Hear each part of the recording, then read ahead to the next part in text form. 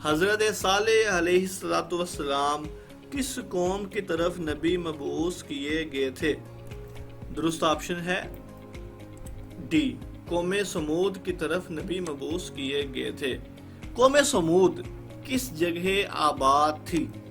درست آپشن ہے اے، حجر، یہ جگہ ہے، حجر نامی جگہ پر یہ قوم آباد تھی۔ نیکسٹ MCQ ہے، کون سی قوم پہاڑوں کو تراش کر قابل رہائش بناتی تھی، ان میں اپنے گھر بناتی تھی؟ سی آپشن درست ہے، قوم سمود۔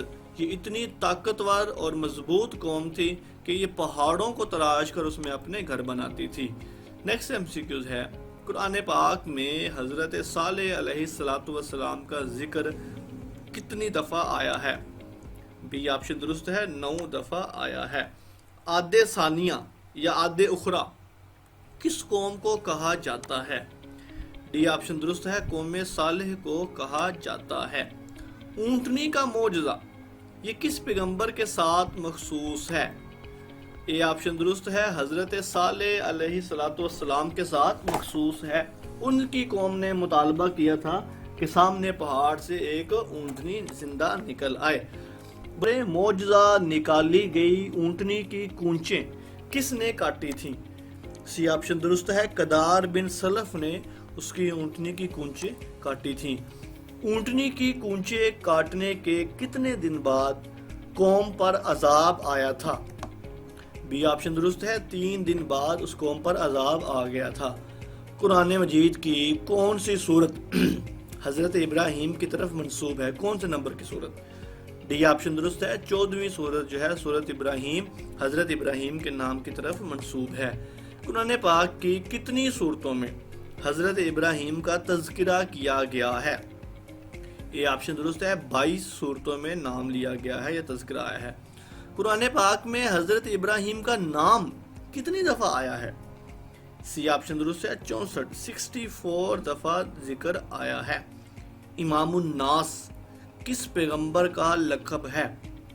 بی آپشن درست ہے، حضرت ابراہیم علیہ السلام کو امام الناس کے نام سے بھی پکارا گیا ہے۔ سب سے پہلے کس پیغمبر کے بال سفید ہوئے؟ ڈی آپشن درست ہے، حضرت ابراہیم علیہ السلام کے بال سفید ہوئے سب سے پہلے۔ سب سے پہلے ختنہ کس نبی نے کروایا تھا؟ اے آپشن درست ہے، حضرت ابراہیم علیہ السلام نے ختنہ کروایا تھا۔ حضرت ابراہیم علیہ السلام کہاں پر پیدا ہوئے؟ سی آپشن درست ہے، عراق میں پیدا ہوئے۔ حضرت ابراہیم علیہ السلام نے ہجرت کس علاقے کی طرف سے کی تھی؟ عراق سے وہ کس علاقے کی طرف چلے گئے تھے؟ بی آپشن درست ہے، فلسطین کی طرف انہوں نے ہجرت کی تھی۔ حضرت ابراہیم علیہ السلام نے مکہ کا سفر کتنی دفعہ کیا تھا؟ ڈی آپشن درست ہے، 4 دفعہ انہوں نے سفر کیا تھا۔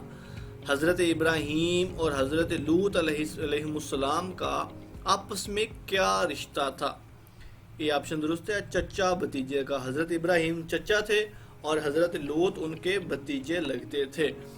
حضرت لوط علیہ السلام کو کس علاقے کی طرف نبی مبعوث کیا گیا؟ سی آپشن درست ہے، سدوم کے علاقے کی طرف نبی مبعوث کیا گیا۔ قرآن پاک میں حضرت لوط علیہ السلام کا تذکرہ کتنی دفعہ آیا ہے؟ بی آپشن درست ہے، 40 دفعہ ذکر آیا ہے۔ قرآن پاک میں آل لوط یہ لفظ کتنی دفعہ آیا ہے؟ ڈی آپشن درست ہے، 4 دفعہ یہ ذکر آیا ہے۔ اسی کے ساتھ ہی ہمارے لیکچر کا اختتام ہوتا ہے۔ آپ کی سماعتوں کا بہت شکریہ۔ اللہ حافظ و ناصر۔